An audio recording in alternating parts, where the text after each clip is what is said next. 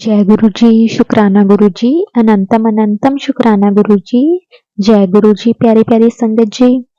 संगत जी, इस चैनल पर आपको वही सत्संग सुनने को मिलेंगे जो संगत सत्संग को रिकॉर्ड करके हमें नहीं भेज सकती, जो सिर्फ लिखकर हमारे साथ सत्संग को शेयर करती है। संगत जी, आज का सत्संग बहुत ही प्यारा सत्संग है। सत्संग को पूरा जरूर सुनें और संगत जी चैनल को भी सब्सक्राइब कर लें और बेल आइकन जरूर प्रेस कर लें ताकि जब भी सत्संग अपलोड हो उसका नोटिफिकेशन आप सबको मिल सके और आपको भी गुरु जी की भरपूर ब्लेसिंग्स मिल जाएं। तो संगत जी, सत्संग शुरू करने से पहले हम गुरु जी का मंत्र जाप करेंगे, फिर हम सत्संग को शुरू करेंगे। ओम नमो शिवाय, शिव जी सदा सहाय। ओम नमो शिवाय, गुरु जी सदा सहाय। जय गुरु जी, शुक्राना गुरु जी। संगत जी, जब गुरु जी ने हमें अपने साथ जोड़ना होता है तो वो कैसे रास्ते बनाते हैं। संगत जी, हम कौन हैं किसी को मानने या मनाने वाले। जब गुरु जी ने कृपा करनी होती है तो सब कुछ संगत जी अपने आप ही होने लग जाता है। संगत जी, ये सत्संग बहुत ही प्यारा सत्संग है संगत जी, जो कि पिंकी आंटी जी ने शेयर किया है। संगत जी, आंटी जी के पड़ोस में एक आंटी जी रहते थे जो कि गुरु जी को बहुत मानते थे। वो कुछ दिन के बाद अपने घर पे गुरु जी का सत्संग करवाया करते थे। संगत जी, वो आंटी जी पिंकी आंटी जी को भी सत्संग पर इनवाइट किया करते थे। उनका फिक्स होता था हर 15 दिन के बाद घर पे या तो बड़ा सत्संग करवाना या फिर अमृत वेला किया करते थे। संगत जी, जब भी उनके घर पे सत्संग होता, चाहे वो अमृत वेला करते, चाहे वो बड़ा सत्संग करते, वो हर बार पिंकी आंटी जी को सत्संग पर इनवाइट किया करते थे। लेकिन संगत जी, आंटी जी को वो इनवाइट करते थे लेकिन आंटी जी को वहां जाना अच्छा नहीं लगता था। क्यों नहीं अच्छा लगता था संगत जी? वो रीजन था कि आंटी जी वहां पे उनके जो रूल थे कि प्रसाद, जो भी लंगर प्रसाद, चाय प्रसाद आपको मिलता है वो आपको वहीं पे बैठ के पूरा खत्म करना होता है। और संगत जी, आंटी जी को इसलिए वहां जाना अच्छा नहीं लगता था। वहां की गुरबानी, कीर्तन, भजन सब कुछ बहुत अच्छे लगता था, लेकिन सिर्फ वो लंगर प्रसाद के कारण वहां नहीं जाते थे। संगत जी, लेकिन ऐसे कई बार होता था, आंटी जी जब देखते कि हाँ मैं चली जाऊं, आंटी जी का मन करता तो आंटी जी चले जाते। वैसे आंटी जी यही ट्राई करते थे कि कोई ना कोई बहाना लगा देते थे। तो संगत जी, ऐसे करते करते काफी टाइम बीत गया, क्योंकि जो उनके पड़ोस में आंटी जी रहते थे वो काफी पुरानी संगत थे और गुरु जी से बहुत टाइम से जुड़े हुए हैं। और वो आंटी जी को गुरु जी की महिमा के बारे में भी बताते थे। उसके बाद संगत जी, एक दिन क्या होता है कि उनके घर पे एक सत्संग होता है और उनके बेटा है, उनके बेटे का बर्थडे होता है, इसलिए वो गुरु जी का बड़ा सत्संग घर पे रखवाते हैं। तो संगत जी, वो पिंकी आंटी जी को भी इनवाइट करते हैं। तो आंटी जी सोचते हैं कि ऐसे बार बार वो बुलाते हैं, मैं नहीं जाती तो अच्छा नहीं लगता। तो संगत जी, उस दिन आंटी जी चले जाते हैं। संगत जी, वहां जाके आंटी जी को बहुत अच्छा लगता है, लेकिन जब लंगर प्रसाद का टाइम आता है तो आंटी जी कुछ बहाना बनाकर घर वापस आ जाते हैं। संगत जी, फिर कुछ टाइम निकला तो संगत जी, एक दिन बैसाखी वाले दिन उन आंटी जी ने अपने घर पे सत्संग करवाया तो आंटी जी चले गए। तो संगत जी, सत्संग खत्म होने के बाद आंटी जी ने गुरु जी का स्वरूप दिया। तो संगत जी, जब आंटी जी ने स्वरूप लिया, पिंकी आंटी जी ने स्वरूप लिया, लेने से मना कर दिया पहले तो, लेकिन संगत जी वो आंटी जी बोले कि ऐसे मना नहीं करते। तो संगत जी, पिंकी आंटी जी ने वो स्वरूप ले लिया और घर लेकर आ गए। संगत जी, उस दिन शायद वो दिन था जब गुरु जी आंटी जी के घर पे आना चाहते थे। और संगत जी, उसके कुछ दिन के बाद आंटी जी अ, उनके कुछ दिन के बाद संगत जी, आंटी जी ने उन्हें पूछा कि हम बड़े मंदिर जा रहे हैं, पिंकी तुम भी चलोगी क्या? तो संगत जी, पिंकी आंटी जी बोले कि मैं साथ तो चल लूंगी, लेकिन वहां आपके फिर वही रूल है कि वहां पे आपको सब कुछ खा के आना है। तो कहते मेरे से इतना खाया नहीं जाता और वहां पे मीठा भी होता है, तीखा भी होता है, तो मेरे से इतना खाया नहीं जाता। तो संगत जी, फिर आंटी जी कहते हैं कि इसमें भी आपके कुछ ऐसे कर्म होते हैं जो गुरु जी कटवाते हैं। आप जब भी खाओ तो सच्चे मन से उसे प्रसाद समझ के खाओ, ना कि उसे कोई चीज समझ के खाओ। तो संगत जी उस दिन आंटी जी ने बोला कि चलो कोई बात नहीं, मैं चल लेती हूँ। तो संगत जी आंटी जी तैयार होने लगे बड़े मंदिर जाने के लिए।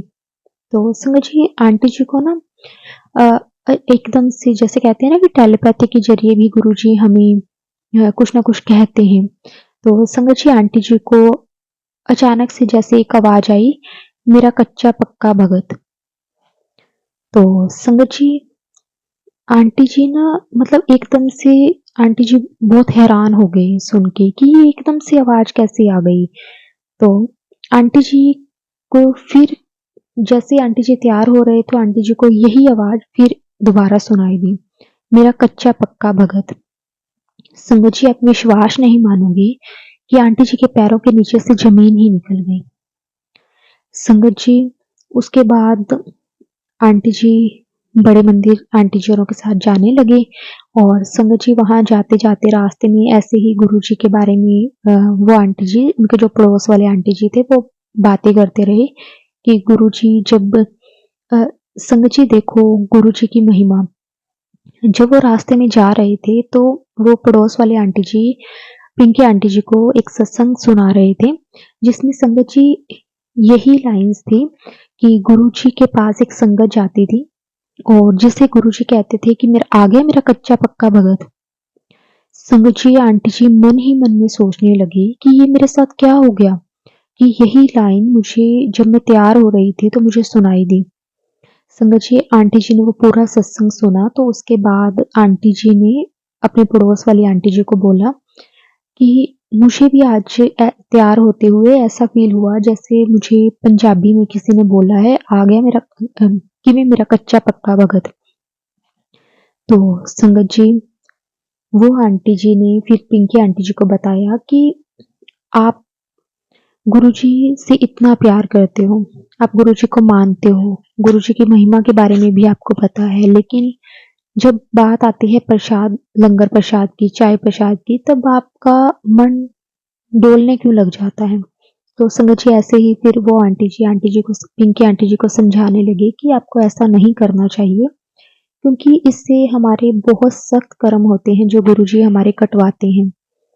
कई बार तो संगत जी बहुत सारी संगत ऐसी है जिन्हें इतनी-इतनी बीमारियाँ होती हैं, इतनी-इतनी प्रॉब्लम्स होती हैं जो गुरुजी लंगर प्रसाद, चाय प्रसाद से कटवा देते हैं। तो संगत जी उसके बाद आंटी जी और बड़े मंदिर पहुँच गए। संगत जी वहाँ आंटी जी औरों ने माथा टेका और वहाँ जाके उन्हें बैठने का भी अंदर बैठने का भी मौका मिला और संगत जी उसके बाद आंटी जी मन में सोचने लगे कि अ, आंटी जी को ना ऐसा फ़ील होने लगा जैसे वो सोच रहे थे गुरुजी के बारे में कि गुरुजी आप इतना करते हो अपनी संगत का, इतना ध्यान रखते हो, तो मेरे से जब भी लंगर प्रसाद की बारी आती है तो मेरा मन ऐसे क्यों होने लग जाता है। संगत जी ऐसे आंटी जी मन ही मन में गुरुजी से बातें कर रहे थे और संगत जी आंटी जी के हाथ-पैर ना एकदम से जैसे ठंडे होने लग गए। उन्हें ना ऐसा फ़ील हो रहा था जैसे ना उनके अंदर से कोई नेगेटिविटी निकल के और बिल्कुल शरीर जैसे हल्का हो जाता है ना, समझिए इस तरह से आंटी जी को फ़ील होने लगा। समझिए उसके बाद उन्होंने वहाँ लंगर प्रसाद किया और जिस उस दिन समझिए आंटी जी ने जब लंगर प्रसाद किया ना, तो वो बड़ा रिलैक्स होके लंगर प्रसाद उन्होंने किया। उन्हें बिल्कुल भी एक बार भी अ, गुरुजी के दर्शन करने के बाद जब वो लंगर प्रसाद कर रहे थे, तो उनके मन में एक बार भी ये बात नहीं आई कि मेरे से आज खाया नहीं जाएगा। नहीं तो संगत जी आंटी जी जब लंगर प्रसाद की बारी आती है तो आंटी जी ना वहाँ से यही ट्राई करते थे कि कैसे न कैसे बहाना करके मैं निकल जाऊँ। लेकिन उस दिन संगत जी जैसे ना गुरुजी ने अंदर से जो भी इस तरह की भाव थे वो जैसे गुरुजी ने एकदम से ख़त्म कर दिए हों। संगत जी उस दिन फिर आंटी जी होरों ने लंगर प्रसाद किया, बहुत अच्छे से आंटी जी ने लंगर प्रसाद किया और जो भी उनके मन में इस तरह की बातें थी संगत जी वो गुरुजी ने एकदम से क्लियर कर दी कि इस लंगर प्रसाद नाल ही तेरा कल्याण होना है। तो संगत जी फिर आंटी जी ने लंगर प्रसाद करके और उसके बाद वो संगत जी घर वापस आ गए। संगत जी वहाँ से आने के जब वो वापस आए बड़े मंदिर से तो उन्हें आने में संगत जी बहुत देर हो गई थी, काफ़ी रात हो गई थी। अ, लगभग वो 12-1 बजे के पास घर पहुंचे थे। तो संगत जी उसके बाद ना आंटी जी ने जैसे-तैसे करके ना रात निकाली, लेकिन उन्हें ना एक ये हो रहा था कि मैं कैसे ना कैसे ना अपने घर वालों को बड़े मंदिर के बारे में बताऊँ। कल जब मैं तैयार हो रही थी तो मुझे गुरुजी ने किस तरह से टेलीपैथी के ज़रिए मुझे ऐसे बोला। तो संगत जी आंटी जी के ना मन में पूरी रात जैसे यही चल रहा था, लेकिन बस उन्होंने ना फिर भी, क्योंकि रात को सब सो रहे थे, उनके हस्बैंड, उनके इन-लॉज़ फैमिली जो भी थे उनकी फैमिली में, तो संगत जी आंटी जी ने जैसे-तैसे करके जो थी रात निकाली। और उसके बाद संगत जी सुबह उठते ही, उन्होंने सुबह उठते ही सबसे पहले अपने घर पे सबको बताया कि कल मैं ऐसे जब बड़े मंदिर जाने के लिए तैयार हो रही थी, तो मेरे मन में एकदम से ऐसे विचार आया कि जैसे मुझे गुरुजी ने कहा हो कि कच्चा पक्का भगत, मतलब मुझे बोला हो। तो संगत जी उस टाइम आंटी जी की जो मदर इन लॉ थे, तो उनको वो सारी ये बात बता रहे थे कि मैं उसके बाद जब रास्ते में जा रही थी, तो ये पड़ोस वाले आंटी जी ने भी मुझे वही सत्संग सुनाया जिसमें गुरुजी ने ये लाइन्स किसी अपनी एक संगत, पुरानी संगत को बोली हुई है। तो उसके बाद संगत जी अ, आंटी जी ने ये भी बताया कि जब मैं बड़े मंदिर बैठी थी, तो मुझे ऐसा लग रहा था जैसे मेरा शरीर एकदम से हल्का हो गया हो, ठंडा हो गया हो। और उसके उस दिन मेरे मन में एक बार भी ये बात नहीं आई कि मैं ऐसे ये लंगर प्रसाद नहीं किया जाएगा। गुरुजी ने ना एकदम से जैसे अंदर से प्योर कर दिया हो। और यही बात वो अपने हस्बैंड को भी बता रहे थे। संगत जी ऐसे करते-करते संगत जी 4-5 दिन आंटी जी के दिमाग में यही बात चलती रही। और आंटी जी के हस्बैंड भी कहने लगे कि कई बार ऐसे कोइंसिडेंस हो जाता है, तो इतना मत सोच। क्योंकि संगत जी उनकी फैमिली भी ज़्यादा अभी गुरुजी के साथ कनेक्ट नहीं हुए थे। और जाते वो भी थे जब उनके पड़ोस वाले आंटी जी बुलाते थे, जैसे उनके घर पे कोई बड़े फंक्शन पे वो गुरुजी का सत्संग करवाते, तो वो पूरे फैमिली को इनवाइट करते थे। तो उस टाइम सभी जाते थे, लेकिन एक होता है ना कि अंदर से खिंचाव आना, या फिर हम कह सकते हैं कि गुरुजी से कनेक्शन होना, वो चीज़ किसी भी फैमिली मेंबर के मन में नहीं थी। तो उसके बाद संगत जी बड़े मंदिर से आने के बाद आंटी जी के मन में ये 4-5 दिन तक ये बात रही। और उसके बाद संगत जी जैसे ही आंटी जी नॉर्मल होने लगे, तो आंटी जी के घर पे घर ना अ, पड़ोस वाले आंटी जी ने फिर उन्हें सत्संग के लिए बुलाया। तो संगत जी उस दिन आंटी जी का पूरा मन आंटी जी ने बना लिया था कि मैं सत्संग पर नहीं जाऊँगी, क्योंकि मुझे एक अजीब-सा फ़ील होने लग गया है। उन्हें अंदर से गुरुजी के लिए अच्छा भी लगता था, लेकिन एक कह सकते हैं कि हम संग जी कनेक्शन जो हम कह सकते हैं वो नहीं हो रहा था। हालाँकि आंटी जी को तब तक गुरुजी का स्वरूप भी आंटी जी के घर पे आ गया था। लेकिन ना जैसे कहते हैं ना कि कइयों का ना नेचर ऐसा होता है कि हमारे साथ ना छोटी-सी बात हो जाती है, तो हम कितने-कितने दिन तक ये चीज़ें सोचते रहते हैं।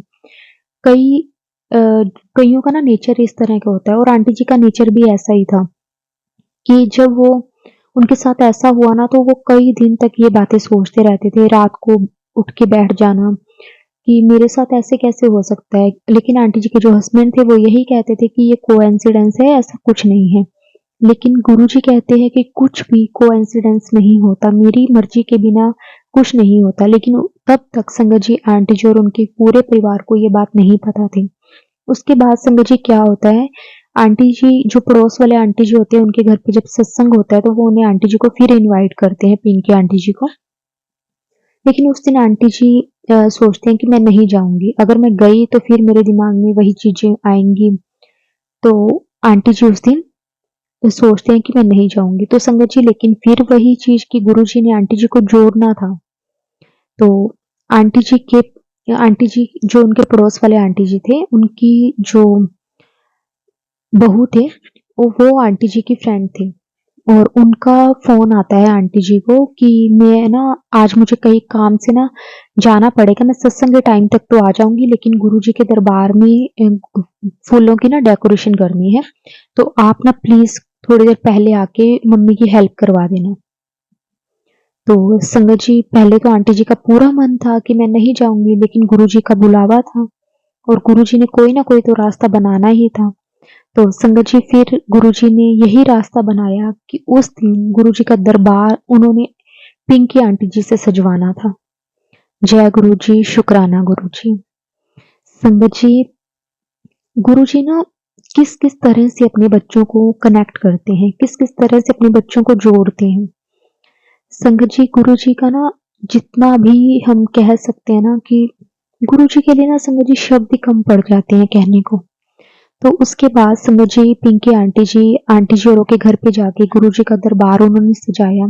उन्होंने ना उनके मन में दरबार सजाते हुए भी ना यही चल रहा था कि मैं अब ना दरबार सजा के कोई ना कोई बहाना लगा के मैं चली जाऊंगी। मैं ना यहाँ रुकूंगी तो फिर मेरे मन में कोई ना कोई बात आएगी। तो संगत जी आंटी जी ने क्या किया कि वहां पे दरबार सजाया और आंटी जी ने ना बहाना लगा दिया अपने पड़ोस वाली आंटी जी को कि आंटी जी मैं ना कपड़े वगैरह चेंज करके ना सत्संग के टाइम तक आ जाऊंगी। तो इतने में संगत जी क्या होता है कि वहां पे ना एक पुरानी संगत मतलब गुरु जी की वो संगत जिन्होंने गुरु जी को फिजिकल फॉर्म में भी देखा हुआ था। तो संगत जी वो आंटी जी पिंकी आंटी जी को कहते हैं कि कुड़िए इधर आ, मैं तेन एक सत्संग सुनानी है ते तेरे कपड़े बड़े सोहने हैं, तेन लोड़ ही नहीं बदलन दी। संगत जी ये बात ना वो आंटी जी पंजाबी में ही बोलते हैं जैसे गुरु जी बात किया करते थे। संगत जी उस दिन आंटी जी को उन आंटी जी में साक्षात गुरु जी के दर्शन हुए कि संगत जी कहते हैं ना कि गुरु जी किसी न किसी रूप में हमें दर्शन देते हैं। संगत जी वो आंटी जी ने आंटी जी को रोक लिया और उन्हें ना सत्संग सुनाने लगे कि साडे टाइम तक गुरु जी एवें करते सी, साडे टाइम तक गुरु जी एवें करते सी। मतलब इस तरह से ना वो बातें उन्हें बताने लग गए।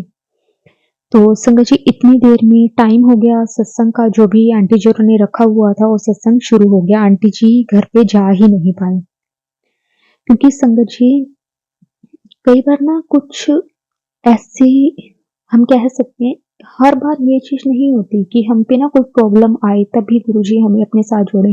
कई बार ना कोई रूह भी ऐसी होती है कि जैसे गुरुजी अपने साथ कनेक्ट करना चाहते हैं कि हाँ ये दिल के बहुत साफ बच्चे हैं, इन्हें भी अपने साथ जोड़ना है। तो संगत जी इस तरह से फिर गुरुजी ने आंटी जी को अपने साथ कनेक्ट कर लिया। और उसके बाद संगत जी वो दिन था सही मायने में अगर देखा जाए कि आंटी जी कब गुरुजी के साथ कनेक्ट हुई, तो संगत जी वही दिन था जब वो आंटी जी ने जब पिंकी आंटी जी को गुरुजी के सत्संग सुनाए थे वो सत्संग के टाइम पे। संगत जी उस दिन आंटी जी को ऐसी लगन लगी ना कि मतलब अब ना उठते बैठते काम करते हर पल उनके घर पे गुरुजी का मंत्र जाप चलता है, सिर्फ शुक्राना उनके मुख से निकलता है। संगत जी उसके बाद आंटी जी का पूरा परिवार एक एक करके गुरुजी ने अपने शरण में लिया, अपने साथ कनेक्ट कर लिया। और संगत जी आंटी जी को खुद नहीं पता चला कि ये सब कैसे हो गया। संगत जी गुरुजी ने बहुत ब्लेस किया, बहुत ब्लेस किया। जो भी थोड़ी बहुत जो हर एक परिवार में छोटी मोटी प्रॉब्लम्स चलती रहती हैं संगत जी, कोई भी अगर आज के टाइम में ये कहे कि मुझे कोई भी प्रॉब्लम नहीं है तो संगत जी ऐसा नहीं हम कह सकते। चाहे किसी को हेल्थ से प्रॉब्लम हो, चाहे किसी को वेल्थ से प्रॉब्लम हो, लेकिन हर ना कोई किसी न किसी छोटी मोटी प्रॉब्लम से तो घिरा ही रहता है। तो संगत जी उसके बाद आंटी जी और गुरु जी के साथ जुड़ गए। संगत जी गुरु जी ने ना किस तरह से देखो रास्ता बना दिया। आंटी जी ने बहुत कोशिश की कि मैं गुरु जी से ना जुड़ूं। कहते हैं ना कि एक हम अपने मालिक अपने रब का हाथ पकड़ते हैं और एक अपना रब खुद हमारा हाथ पकड़ता है। जब हमारा मालिक हमारा हाथ पकड़ता है ना तो वो कभी नहीं छोड़ने वाला होता। संगत जी वही सेम चीज आंटी जी के साथ हुई। संगत जी उसके नेक्स्ट डे जब आंटी जी वो सत्संग से आ गए तो संगत जी क्या होता है कि आंटी जी के पास ना एक पेट है, डॉग है। तो ना वो डेली रात को जैसे 10-11 बजे सो जाता है, जैसे उसे राउंड वगैरह वो लगवा के आ जाते हैं और सुबह सुबह ना 6-6:30 बजे के अराउंड जब पूरी फैमिली वाले उठते हैं उस टाइम में उठता है। लेकिन उस रात क्या होता है संगत जी लगभग ना 2 बजे के आसपास वो ना बार-बार आंटी जी को ना उठा रहा था। जैसे ना जिनके घर पे पेट होंगे, डॉग होंगे वो रिलेट कर पाएँगे इस बात को कि जैसे आंटी जी सो रहे थे तो उसको जैसे ऊपर चढ़ के हाथ से ऐसे हिला रहा था कि उसे बाहर जाना है इस तरह से। तो संगत जी आंटी जी ने ना 2-3 बार तो उसे डाँट दिया कि बैठ जा, सो जा। लेकिन ना वो फिर भी ना ऐसे मुँह से ना आवाज़ें निकाल रहा था, जैसे उसे ना बाहर जाना हो। तो संगत जी आंटी जी अपने रूम से बाहर जाते हैं और देखते हैं कि अचानक से ना उनके पूरे घर से रोजेस की फ्रेगनेंस आ रही थी। संगत जी जैसे बहुत सारी संगत कहती है, जिन्होंने ये चीज़ फ़ील भी की होगी कि गुरुजी की फ्रेगनेंस आती है जब गुरुजी हमारे घर पे विराजमान होते हैं। तो संगत जी उस टाइम उनके जैसे जो पेट था, उन्हें भी गुरुजी के दर्शन हुए, आंटी जी को भी गुरुजी के दर्शन हुए। शुक्राना गुरुजी, बहुत-बहुत शुक्राना। संगत जी इस तरह से गुरुजी ने उन्हें ब्लेस किया था उनके घर आकर। शुक्राना गुरुजी, आपका बहुत-बहुत शुक्राना। संगत जी ये था आज का आंटी जी का सत्संग। इसके बाद भी संगत जी बहुत सत्संग है, वो भी आंटी जी ने शेयर किए हैं। वो भी हम नेक्स्ट सत्संग में आप सबके साथ ज़रूर शेयर करेंगे। शुक्राना गुरुजी। ओम नमः शिवाय। शिव जी सदा सहाय। ओम नमः शिवाय। गुरुजी सदा सहाय। जय गुरुजी। शुक्राना गुरुजी।